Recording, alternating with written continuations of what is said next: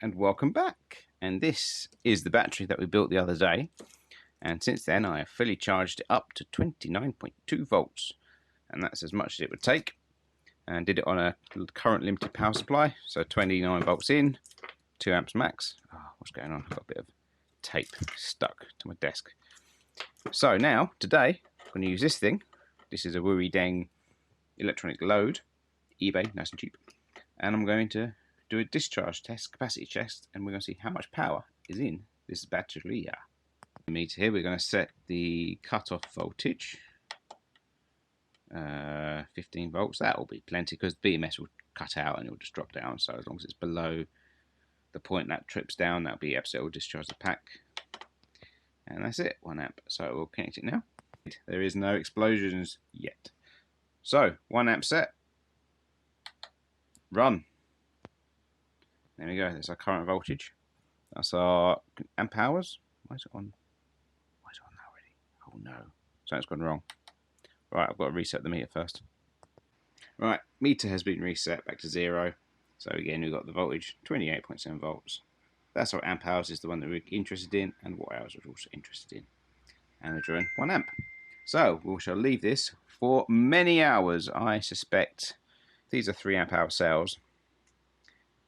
9 hours at least at 1 amp, or if they're not 3 amp cells, they're going to be a bit less. So say they're 2 amp hours, that'll be 6 hours at least. I reckon 6 hours, it's between 6 and 9 hours, but we'll see. I'll come back.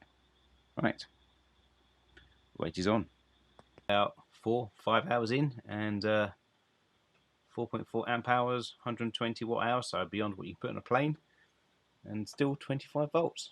Well, nearly 26 volts. Yeah, that's not bad. Temperatures are stone cold. It's just the load that's getting a bit warm.